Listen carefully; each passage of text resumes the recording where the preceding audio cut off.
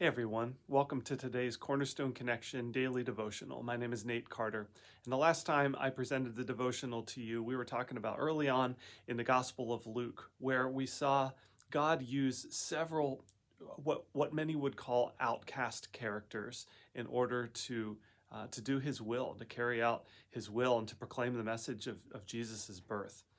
Now we have kind of part two to that message, where we not seeing God work in the outcast, but rather God working through what some may call the unfit, those that would be considered unfit for ministry.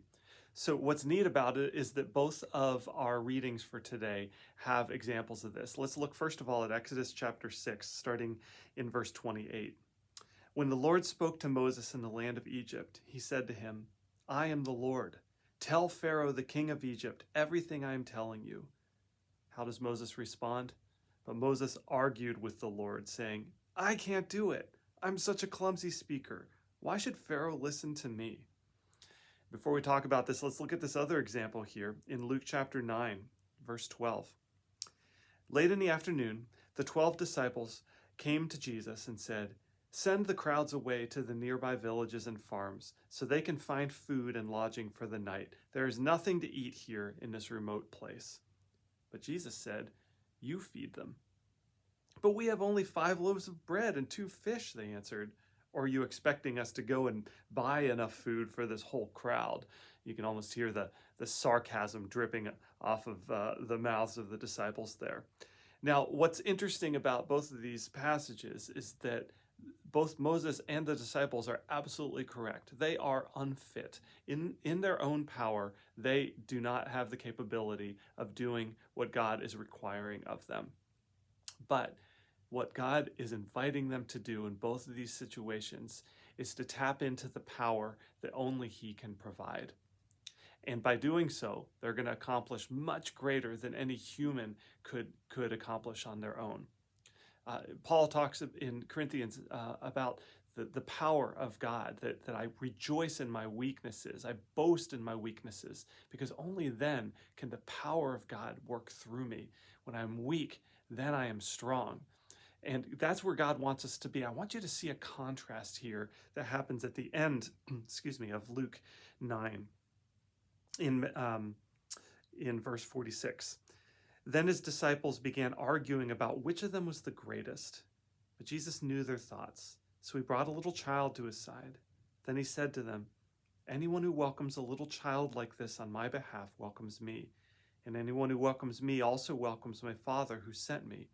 Listen to this. "Whoever is the least among you is the greatest." This is the upside down kingdom that Jesus is talking about, that he doesn't really have much use for those who tout their own abilities and their own strengths. God is on the lookout for those who are unfit, who are weak, so that he can show his power through them. And the disciples, as they argued about which of them is greatest, is starting to puff themselves up and say, "What can I do?" In another place at the end of the chapter, verse 54, when James and John saw this, they said to Jesus, "Lord, should we call down fire from heaven to burn them up?" What does Jesus say? He turns and he rebukes them. Did you hear what they asked? Should we call down fire from heaven? Should we use this power that we think we have to call on God to do something? No, it's not about your power.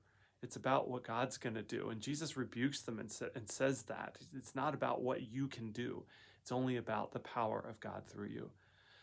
I can think of several different times when I have kind of approached my position. I've gone up to the platform to lead worship with kind of a watch this kind of thing. Like, I got something special to show off today.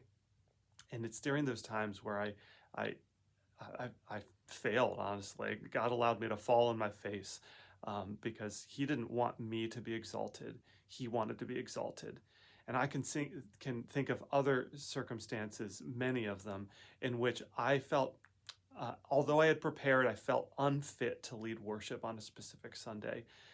And yet it was on those Sundays when I was kind of just bringing the humble least that I had to offer, that God worked something special through his Spirit. And it impacted people, and it helped them come closer to the Lord. And that's true for you too. And so what we need to take away from this is that it's not about our power.